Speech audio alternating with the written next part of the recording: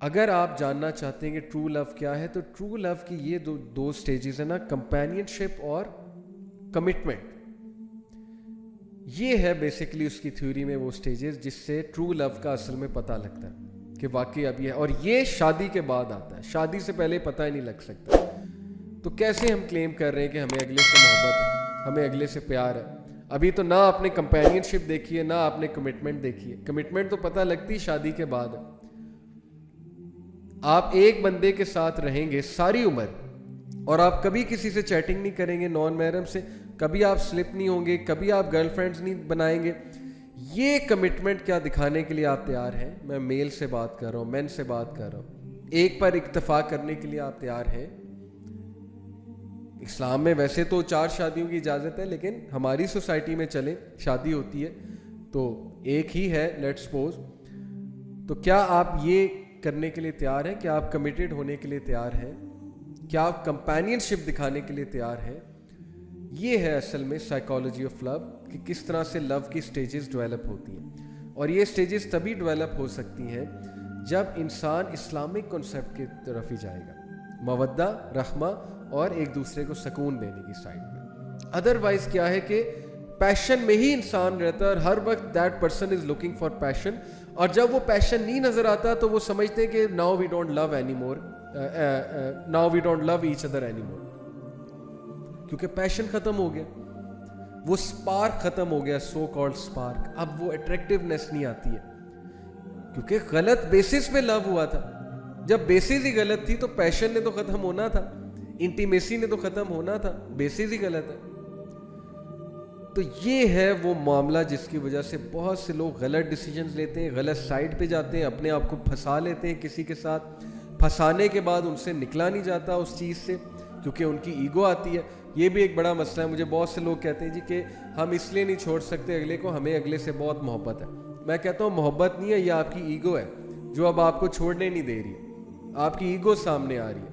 آپ کی ایگو آپ کو اندر سے کہہ رہی ہے کہ یہ بندہ تیرے ساتھ اتنا عرصہ رہا, تو نے اتنا کچھ کیا اس کے ساتھ, اب تو اسے چھوڑ دے گا تو میرا کیا بنے گا, انا کا کیا بنے گا, ایگو کا کیا بنے گا. تو یہ محبت نہیں ہے, یہ ایگو ہے اصل میں, کہ آپ سے اگلا بندہ جو ہے چھوڑا نہیں جا رہا, حالانکہ آپ کو سمجھ آ گئی کہ یہ بندہ یا بندی میرے لیے ٹھیک نہیں ہے.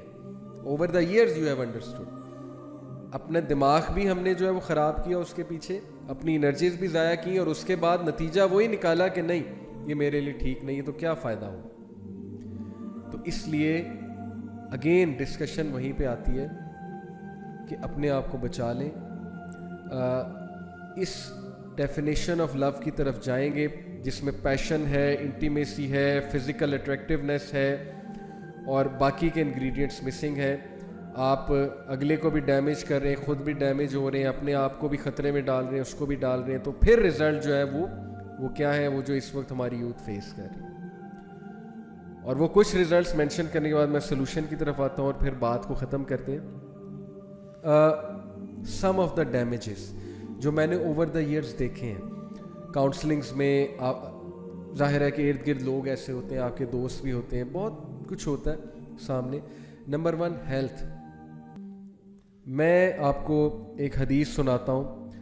It is such mind blowing حدیث, یعنی کہ یہ حدیث سننے کے بعد یقین کیجئے آپ کنڈیشن دیکھیں کہ ہماری کنڈیشن, ہماری سے مراد ہے یعنی ہماری یوتھ کی کنڈیشن اس وقت کیا ہوئی ہے, اور کیا ہم اس حدیث پہ پورا نہیں اترتے ہیلتھ کے حوالے سے. اور کس حوالے سے کہ جب ایک بندہ لٹرلی زومبی بن جاتا ہے اس چیز میں جا کر, اس کو سمجھ نہیں آتی کہ میں نے کیا کرنا ہے.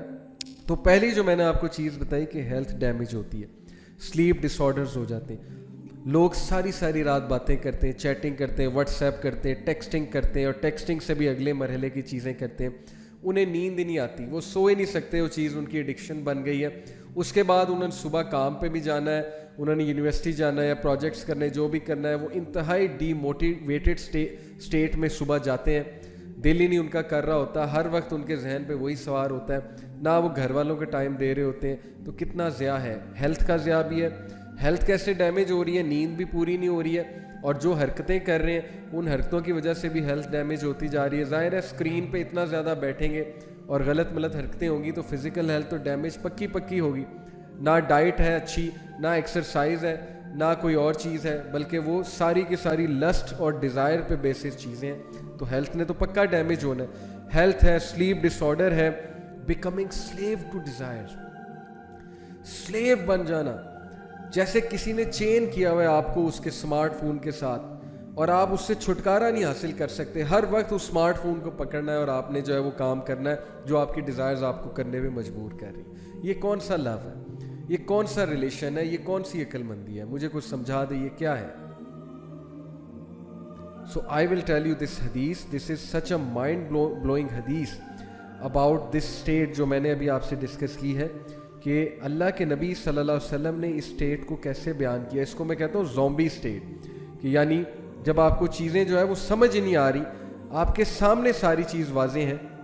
سو پروفٹ صلی اللہ علیہ وسلم said, Allah hates the one who is glutton and who shouts in at market places. کہ اللہ تعالیٰ اس شخص کو بالکل بھی پسند نہیں کرتے جو روڈ ہے, جو گلٹن ہے. گلٹن سے مراد بہت زیادہ کھاتا ہے, مطلب اوور ایٹنگ کرتا ہے, گریڈی ہے بائی نیچر, اور اس کی لسٹ اس سے کنٹرول ہی نہیں ہو رہی.